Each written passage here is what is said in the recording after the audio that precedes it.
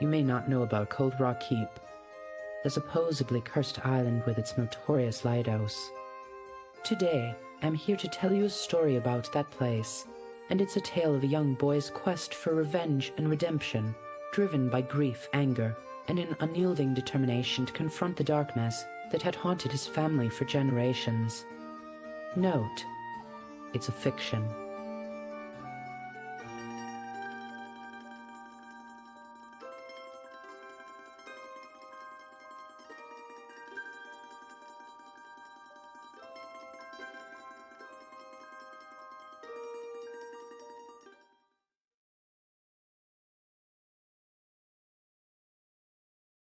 Story name: The Shadows of Cold Rock.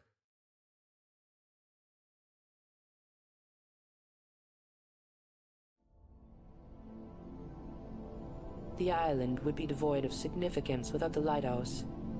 It stood as its defining characteristic, a stone monolith emerging from the earth like a ghostly spire, casting its intense glare across the turbulent Atlantic Ocean. Notably, Cold Rock Keep diverged from other lighthouses in one crucial aspect: it had an infamous history. From the earliest recorded memories, the island was regarded as a foreboding place, shrouded in a reputation for calamity. Cold Rock Keep was distinctively different from other lighthouses, owing to its dark past. Ever since anyone could recall, the island had been a hub of supernatural occurrences. It was said that in the distant past, when the town first emerged on unverifiable grounds, a coven of witches once resided on the island. Believing the ocean would safeguard them from detection, they chose to practice their craft there. However, even a centuries-old narrative often succumbs to oblivion, and so too was the case with these witches. They either perished or eliminated, leaving behind an indeterminate outcome. The shipwrecks persisted, defying explanation, prompting the construction of a lighthouse on the island to serve as a warning to vessels navigating its treacherous shores. That lighthouse, however, proved ineffectual in its intentions. Instead, the incidence of shipwrecks escalated, and the jagged coastline of Cold Rock became increasingly replete with the remnants of shattered vessels. It was only a matter of time before the townsfolk converged upon an agreement that the island was indeed cursed, and that the lighthouse had somehow become a conduit for malevolent forces. Following the tragic events that befell our community, people began to steer clear of Cold Rock. This was especially true for local residents, who had an ingrained understanding of the island's ominous reputation. It wasn't just a matter of hearsay. It was something passed down through generations, from mothers and fathers cautioning their children against venturing too close, to stories told before setting sail. Be careful not to drift too near the lighthouse, they'd advise, or the ocean might claim you as its own. My brother often repeated this warning to me. A seasoned fisherman by trade, George was the captain of a small vessel called the Trout's Kiss. Though he didn't formally own the boat, it belonged to his company. Everyone knew that he had an uncanny ability to navigate through treacherous conditions and emerge unscathed. He wasn't one to shy away from danger, however. There was one exception, and that was the lighthouse. Rowing a skiff through a storm is nothing compared to drifting past Cold Rock, he'd say, taking a swig of beer as we sat together. I'd rather take on any tempest than risk my life near that accursed place. That statement was made in the past, though, as it was 3 days after my 9th birthday that he met his fate. The circumstances surrounding his demise were nothing short of devastating. His boat capsized, and both he and his first mate were lost at sea. As I lay in bed, I couldn't help but feel a sense of relief that my brother was still alive, only to be jolted awake by the harsh reality that he was gone. There were no last words, no goodbyes. It was simply as if he vanished into thin air. That moment marked the beginning of my understanding that the legend surrounding Cold Rock Keep wasn't just a mere myth, it was an unshakable truth.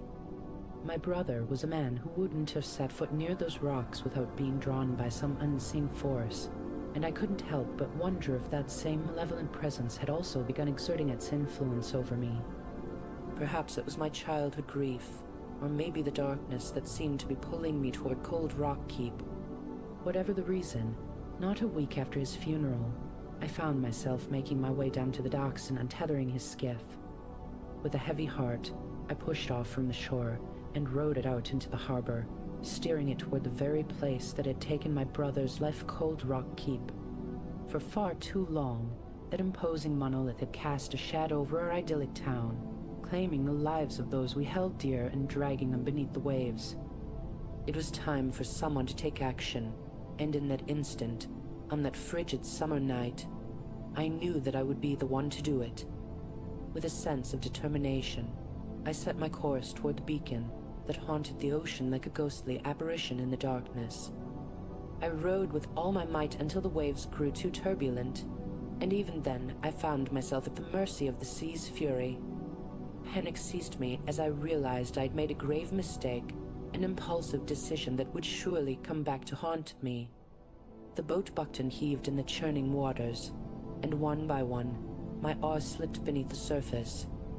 The vessel itself was soon nothing more than a twisted wreck, helpless against the merciless forces of the sea. I clung to whatever remained, but even that seemed fragile against the crushing might of the waves. The lighthouse's form began to recede into the darkness as I lost my grip on the boat. When all was gone, I found myself submerged in an eternal, icy blackness. As I struggled to regain consciousness, a river of seawater flowed from my lips. I lay there, trembling and disoriented, struggling to remember where I was and what I had done. The wreckage surrounding me told only one story, the remnants of another boat, torn apart by the unforgiving sea. Just a few feet away, waves crashed against razor-sharp rocks that jutted from the coastline like jagged teeth, their spray washing over me with an unforgiving force. I rolled onto my back, and before me loomed Cold Rock Keep, its twisted architecture reaching toward the moonlit clouds like a monstrous titan of myth. The lighthouse's yellow light pulsed in a hypnotic circle, humming an electric tune that seemed to draw me inexorably closer. It was as if I was being beckoned toward those very doors, heavy and foreboding by some unseen force. I managed to pull myself to my feet, realizing that I had arrived at this desolate place without much of a plan. In retrospect, I couldn't help but wonder if I had ever truly intended to make it there in the first place. Perhaps I was so consumed by grief that I was seeking an easy escape for both of us, and hoped that the ocean would swallow me whole just as it had taken George's life. I pondered whether my actions were motivated by a desire to end my own misery, or if I was simply driven by a morbid curiosity about what lay ahead. Whatever my reasons, I knew I had no other choice but to press on, and so I began the arduous journey toward the lighthouse. As I walked, I noticed stone pillars that appeared to be gravestones, adorned with effigies of men whose stories I knew all too well. The names etched into the stones brought back a morbid fascination, each one telling a tale of a life cut short by the very place I now sought to desecrate. I read the inscriptions. Rupert Dugee, 1892, died falling from the lighthouse while attempting repairs. Body found 30 feet from the structure, torso severed in half on the rocks. Next to it was Howard Newton, 1903, died peacefully, yet haunted by malevolent voices, consumed by whiskey-induced madness, and found dead in his bed, partially decomposed, with his journal clutched in his hand. The lighthouse had always been a monstrous presence, its power to destroy or drive mad those who dared approach it. I had grown up hearing the whispers of my brother's warnings, a superstitious boy with nothing but a sturdy rock and a pocket knife to defend himself. Yet, at that moment, all I could do was face forward, driven by a sense of desperation. I began the ascent of the steps leading to Cold Rock Keep, knowing that there was no turning back. The weight of my decision bore down upon me like an unrelenting force. As I pushed open the creaking doors, I found myself in a dimly lit room filled with the detritus of countless lives, old beer cans and magazines, graffiti-covered walls, and tables and chairs bearing names and memories etched into their surfaces. A spiral staircase led upward, its metal curves seeming to close in around me like a vice. At the very top, I discovered a hatch that appeared to lead to the most remote room within the lighthouse. Something suddenly took hold of me, drawing me in with an otherworldly force. I felt myself being pulled toward the room that the lighthouse's malevolent energy seemed to be emanating from, a place where souls were inevitably led to their demise. My heart racing, I scrambled up the stairs 2 at a time, my determination driving me forward. As I reached the top, I found the hatch sealed shut, with an old padlock hanging from it. The label read Maintenance Key #1. Without the key, but having a rock, I managed to break the lock and pry the hatch open. Blinding light assaulted me as I entered the room. The air was filled with the deafening hum of some unseen machinery, driving an artificial sun that seemed to pulse with an otherworldly energy. Shielding my eyes, I began to ascend a ladder leading into the room. But then something strange occurred. The light vanished, replaced by a faint, flickering glow, even that quickly faded away, until all was left was a tiny spark in the vast expanse of nothingness. The darkness closed in around me like a shroud, suffocating and oppressive. I frantically searched for the hatch I had come through, but it was nowhere to be found, vanished into thin air. Panic set in as I realized the gravity of my situation, shouting curses at the lighthouse and myself for being foolish enough to tempt fate with nothing more than a rock and an old pocket knife. Desperate for a solution, I eventually collapsed onto the void, overwhelmed with grief. I wept for my mother, who would wake up tomorrow filled with worry, searching for me as a missing person. She'd be devastated by the loss of both her children, unable to bear the thought of living without them. I sobbed for my father, who was away on business and would likely blame himself for his absence, leading him down a path of guilt and regret. But most of all, I wailed for my brother, George. I mourned the fact that he had warned me about Cold Rock Keep, only to die trying to teach me a lesson that I failed to heed. I wept for my own foolishness, realizing that I should have listened to his words and stayed away from this accursed place. "Look at this one," a nasal voice said. "He hasn't any light." I spun around, terror jolting through me. "Who's there?" "He will join the others," the voice continued. "The others?" I shouted. "You mean my brother?" "Give him time, Agatha," came another voice, this one more shrill. "Time," the first voice snapped. "He is here for violence. He is angry, desperate and murderous, and would see us killed and our home burned to ashes. Don't you see? He has no light, Beatrice, and therefore the cretin has no time." I scrambled backward on instinct, unable to pinpoint which direction the voices were coming from, but I was certain there were 2 of them. "Don't be so overdramatic, Aggie," the second voice said. "Can't you see the source of that anger? It's his brother. He's been hollowed out by grief and filled up with pain. Poor thing." "You're the," I stammered, my mouth too dry to properly speak. "You're the witches, aren't you?" Agatha's nasal voice snickered.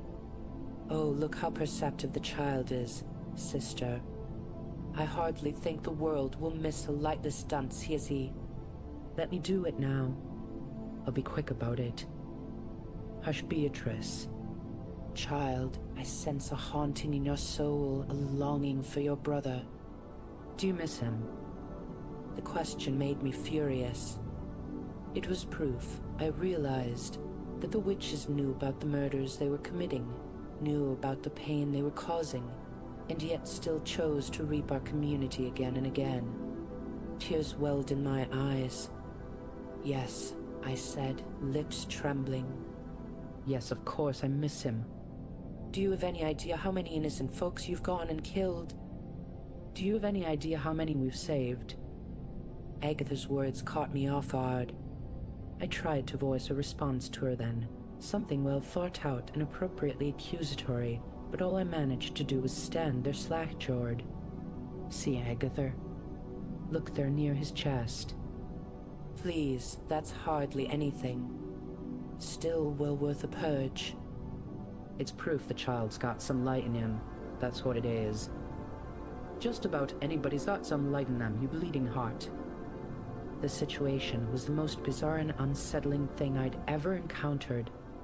"What do you mean, people you've saved?" What we mean, Agatha began, somewhat impatiently, is that Beatrice and I lived peacefully on Cold Rock Island for many, many years. We practiced the magic of the land, grew our crops, caught our fish. We didn't hurt anybody, but one night a vessel goes and lands on our shores, ties us up in the middle of the night, and burns our bodies in a pit. A pit. They drink for hours and hours after that, a real revel, exchanging high fives and how do we ados. Beatrice sighed. They slept in our ashes. Not terribly hygienic, were they?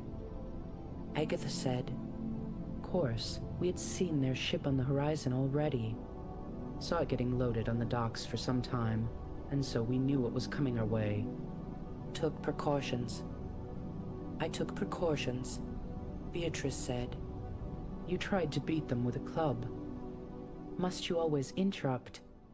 I'm being kind enough to give this little cretin some context before we snip him. The least you could do is pipe down for his bedtime story. Agatha took a moment, and I could sense the two witches glaring at one another in the darkness. Anyway, dance boy, where was I? Yes, we made damn sure murderers met an end that suited them. Sent them all into a rage, didn't we? Made them chop each other up. Ha. Poetic justice, you might say. Beatty and I figured we'd just go ahead and get rid of that bad lot before they infected anybody else with all that hatred. I was appalled by their actions and the fact that they seemed to be gloating about it. You called that saving people? You killed innocent folks, destroyed our homes, and now you're going to kill me too. Agatha's voice cut through the darkness. Oh, look how sensitive the child is. I hardly think the world will miss a lightless dunce he is he. Let me do it now. I was horrified by the witches' treatment of my brother's death and their complete disregard for human life. My anger boiled over, but all that came out was a mere whisper. Then, wouldn't you know it, we found out that once you're dead, you're much more in tune with the spirits of folks. Learned we could measure the worth of a man from 1,000 yards based on the size of his glow. And often we did. Not a lot to do when you're dead, you see, and my sister and I do like to keep busy, so we set to work doing the town a favor. We used our magic to lure the worst souls into the rocks. Mangled them up good, and saved folks the grief of dealing with M. I shook my head, stunned. So many ships crashed on those rocks.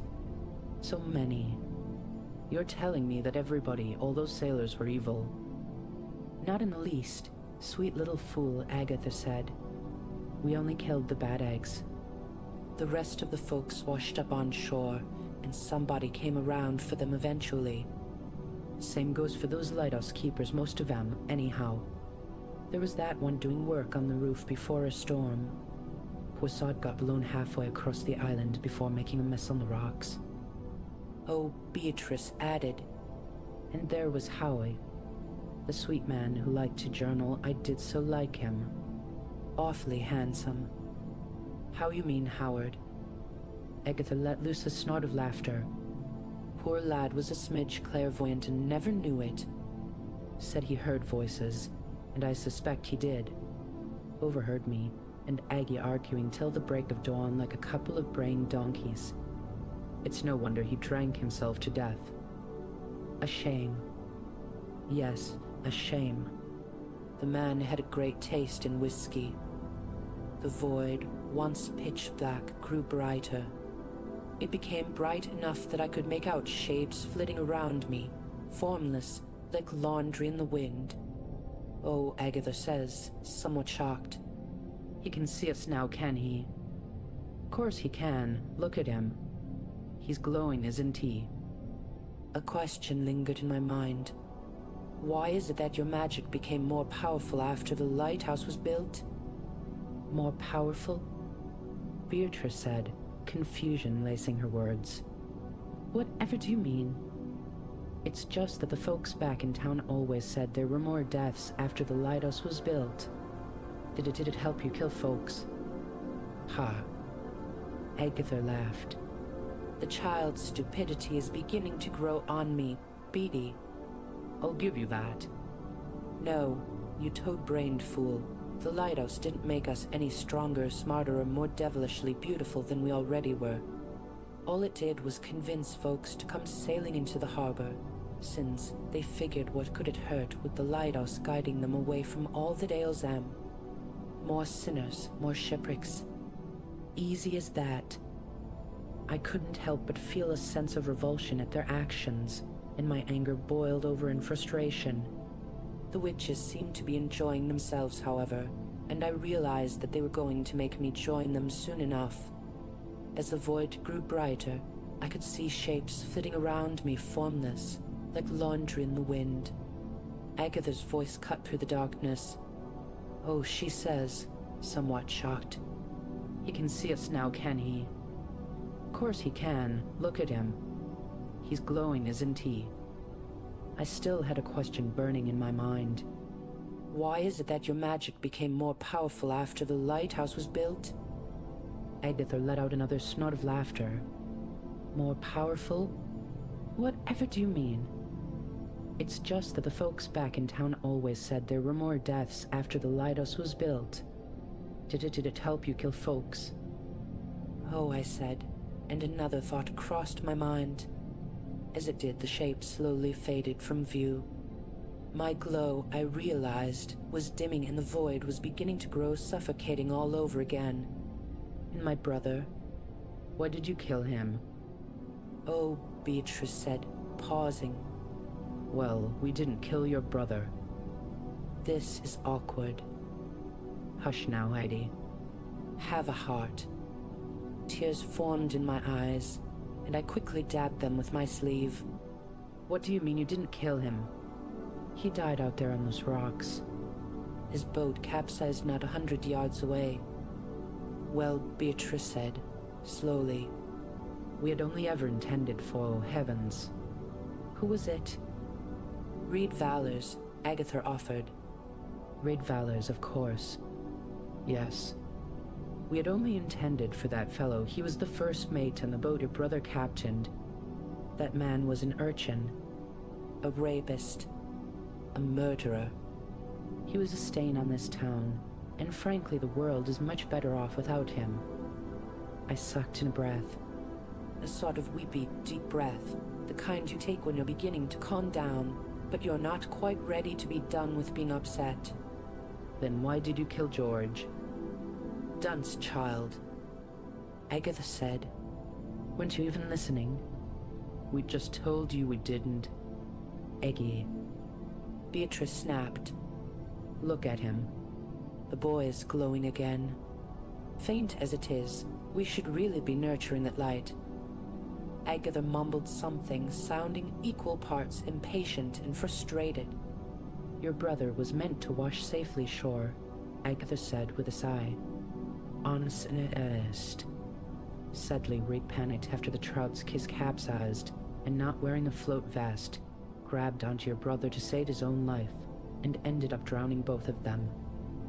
The words washed over me like a winter tide. Cold. Painful. And you let Reed pull them down. You didn't try to help. How to explain this, Agatha said with a sigh. Our magic is less of a scalpel and more of a sledgehammer. Small incisions and destiny like pulling your brother free from Reed proved impossible for us. It was an unforeseen outcome. Then can you bring him back? I said, desperate and heartbroken. Since he wasn't meant to die. I never even got a chance to say goodbye yet. No, Agatha said. We can't. It was exactly what I expected to hear, and yet it still hurt like the day he died. Are there many moments like that? I muttered quietly, the light radiating from me flickering in the dark. Off and on. Off and on. It was as though it couldn't decide whether it wanted to stay or go. Do many innocent people die because of the things you do? Silence filled the void. If the darkness had been thick and suffocating, then this silence was like the bottom of the ocean. It felt heavy. Crushing. Sometimes, Beatrice said. Sometimes I suppose that innocent folks do get washed away. Is that okay? I asked, my tiny voice cracking under the weight of the question. It didn't feel okay to me. Why did innocent folks have to die so bad people could be punished? Should you really be doing that? Beatrice began. I'm not sure. Beatty, Agatha said, and her voice was hushed. You're glowing. Oh, Beatrice said, and the formless shape of windy laundry sort of bent down as though examining itself. It appears that I am. I'd almost forgotten what that felt like. Why? Look at you too, Aggie. I can almost see your icy heart with all that light. True to Beatrice's words, both of them were beginning to radiate a faint glow. The shapes danced upward, bickering to one another in words I couldn't quite understand. They swirled and snapped and whipped about over my head until eventually they stopped and floated back down, now bright things. As the light grew stronger, I felt a mix of emotions: anger, sadness, and confusion. Why did these witches have such power? And why did they use it to harm innocent people? I took a deep breath, trying to calm myself down. But the pain in the questions lingered, refusing to be silenced. Is there anything else you want to tell me? I asked, my voice barely above a whisper. Agatha hesitated for a moment before speaking up again. There is one more thing, child. Yes? We didn't just kill people because we wanted to, Agatha said softly. We did it because we had to. Because of the darkness that dwells within us all, waiting to be unleashed. We've had it out, Aggie and I, and we've decided you're right. I am, I said. Course you are, dunce boy, Agatha said. We got so wrapped up in keeping busy and trying to do good that we forgot to nurture the most important light of all our own. Beatrice snickered. Oh, look at you, Aggie. First you wanted to purge the poor child, and now you're doting on him. Well, that was before he started glowing like a candlestick, wasn't it? She's right, child. And so are you. It's become clear to us that we can't rightly keep helping other people if we're out of sorts. So we're going to focus on us. Get back our light. All of it. Really? I mean, that's good. I said, feeling joy for the first time since George had died. The light surged inside of me. That means you won't hurt anybody else. MHMM, Beatrice said. We'll leave the hurting to the folks still living and breathing, Agatha added. Which reminds me, we've done some hurting ourselves. Afraid we have, Beatrice agreed. Just then, the two formless shapes began to materialize into something tangible. Human. A pair of glowing corpses appeared before me with flesh sloughing off their frames and boiling wounds upon their faces. One smiling, the other scowling. We know you didn't get to say goodbye. Which is partly our fault. All our fault, Agatha. And it's true that we can't bring George back or take back what we took from you. So, Agatha said, rubbing her mangled hands together with a sigh. We've decided to do one last bit of magic, you know, before we leave for good. Consider it a parting gift. Beatrice pulled me into a tight hug. It isn't much, child, but it's the best we can do. That was my last memory of the witches of Cold Rock Keep. I woke up in my bed, with salt in my hair and seaweed down my shirt. My mother shrieked for joy when I did, and another man I didn't recognize, but would later learn to be a doctor, told me I had been asleep for some 14 hours. The police, he explained, found me washed up on the shore. They thought I'd suffered a serious concussion, perhaps fallen into a coma. You slept like the dead, he told me. I told him that I felt fine, and that I was sorry for causing such a stir, but that right now more than anything I needed a little space to get my head in order. Just 5 minutes, I said. My mother and the doctor voiced their concerns, but ultimately respected my wishes. They left the room. Alone, I went to my window. My house sat at the top of a hill and had a nice view of the town. From my perch, I looked out over 100 sleepy houses. I looked out over a silent schoolyard, a run-down movie theater, and 20 or so boats bobbing at the dock. Then I looked past that. I looked out to the sea, to a little island with a stone spire. I looked out to Cold Rock Keep, and quiet as a breath, I said thank you. Thank you for everything. You see, dreams are strange things. Sometimes a dream is merely a vignette, a slice of time so infinitesimally small that you wonder if it was ever there at all. Other times dreams are sweeping, so long and so vast that you live a second life inside of them. That night, my dream had been longer and more real than any dream I've ever had. It spanned years. Decades. In that dream I played catch, traveled the world, shared pints of beer, and did lots and lots of fishing. In that dream, I said goodbye to my brother.